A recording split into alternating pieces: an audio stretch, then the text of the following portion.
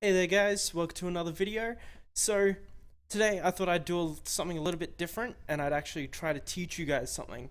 Um, and that's map awareness. So over the 3 seasons that I was stuck in, bronze and silver, I was stuck in there for a very long time and I kind of didn't realize how to get out until I found a way out.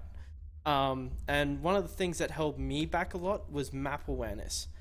So I'm going to take a few minutes to explain in in a way that I think is easier for people to understand exactly what map awareness is and little things that you can do to make sure that your map awareness improves. And with everything in League, it's practice makes perfect. And that's it. Like you've just got to put in the time and the effort to get better and you will. So what I've learnt is, well, when it comes to laning, the one thing that everyone seems to not do is ward up the entrances to their lane. And then out of nowhere, they'll complain that, they keep getting ganked. When it's very easy to prevent a gank.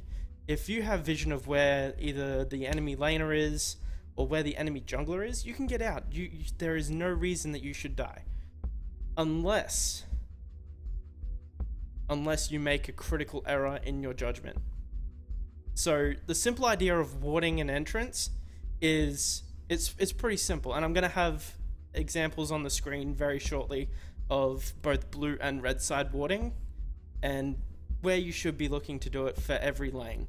With the inclusion of the blue trinket ward, it's very easy to get vision on the map. It's a very low cooldown and everybody should have wards down. It's not just the support's job to ward. Everyone has that trinket slot. Everyone should be buying pink wards. End of story. Vision wins games. So with bot and top, that they're called long lanes. So they're longer than mid lane. Mid lane is just a single lane, two entrances to that lane, or two main entrances. With top, it's just one side in. On bot, one side in. And when it comes to bot lane, it's very simple to ward because you've got two people in that lane, two people with wards to place down. So vision should not be a problem, and like I said, it's not just the support's job. So the reason you ward in the places that are shown in the map example that I've put up on the screen now is it allows you to react to a gank. Not only informs you of the gank, but how to react appropriately so you don't die. And that's the big thing is, yeah, dying isn't really like that much of a concern, but the game at the moment is very snowbally. If a team gets a lead, it's very hard for them to lose that lead unless they make mistakes. And in low elo, the pace of the game, it changes so quickly, and everyone makes mistakes, everyone. But it is up to you and you alone to capitalize on the mistakes and minimize the amount of mistakes you make as a player.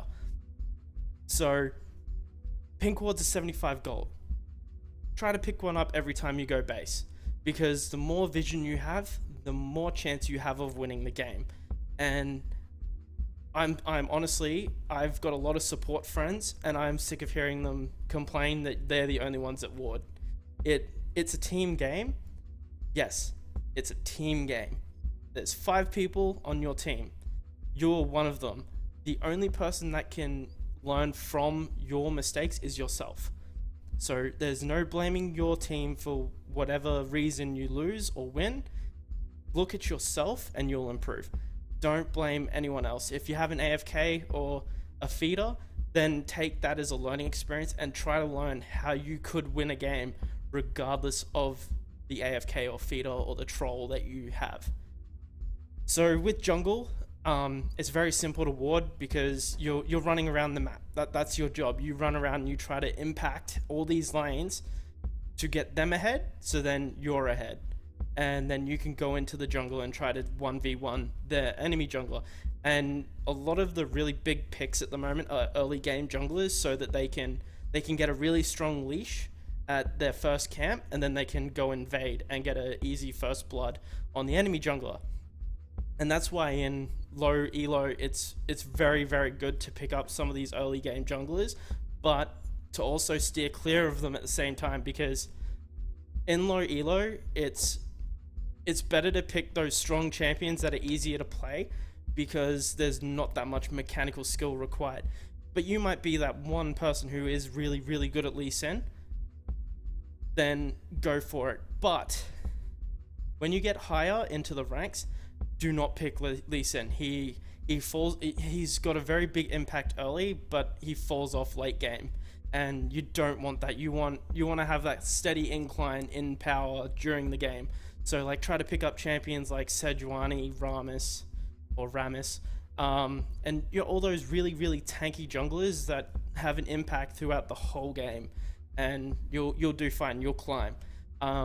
I'm not really that experienced with jungle, but I have put some examples up of where you should ward, and I'm sure you can go look up anyone else that does jungle, and they'll be able to give you a better explanation on what to do. So in low elo, objectives is everything. If you can have objective control, you win. With the new dragons that have come in, the different ones have different buffs. It's very important to pick up, if you can get an Infernal Dragon, or the Ocean Dragon, and even Mountain Drake. Try to get those three. Don't really worry too much about Cloud. It's not really that useful, but if you can get it, get it. But don't go out of your way to get it. If you want to stop the enemy team from getting that buff, then go for it.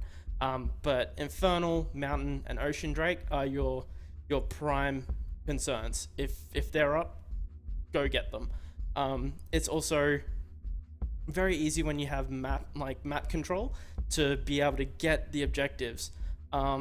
If you can get Rift Herald with your top laner, get it.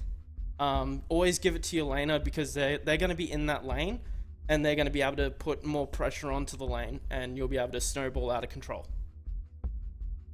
I'm going to give you a few tips on how to increase your map awareness as an AD carry and as a top laner, because those are my two main roles. So when you're in lane, this is my number one tip. Like, this will help you. It'll help you get that knowledge of both where the enemy is and where they aren't. So when you last hit a minion, look at the minimap.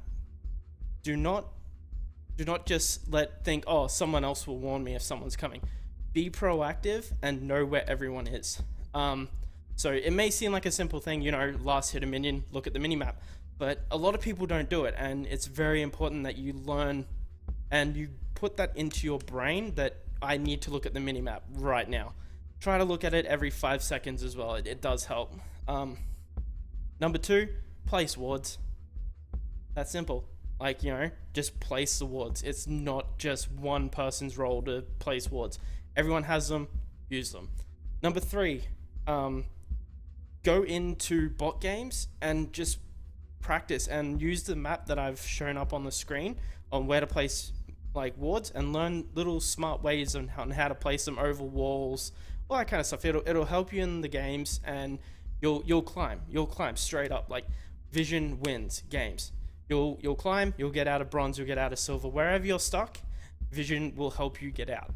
Okay? Number 4, and I can't stress this enough. If you don't know where an enemy is, don't overextend. Do not overextend in that lane. Try to stay behind your minions and try to freeze the lane in a place where you have an ample opportunities to get out of any situation that can happen. If you aggro minions, it's fine. Just reset the wave back, go into the side bush, and you're fine. Also, if you stay behind your minions and your laner jumps in on you, they're going to tank all that damage from your minions. They may get a few auto attacks or an ability on you, but in the long run, they will take more damage because they have all those minions that are behind you, well, in front of you, sorry. They're all going to be focusing on them. They're going to take so much damage, and all you have to do is auto attack once, and then you win the trade. Trading is a very, very big thing and I'll explain how to trade properly in another video, because I don't want this one to go too long, because I've put out very long videos in the past. So look at the minimap when you last hit, place wards, be safe, don't overextend. That's it for today, guys. I hope you enjoyed it, and I'll see you tomorrow.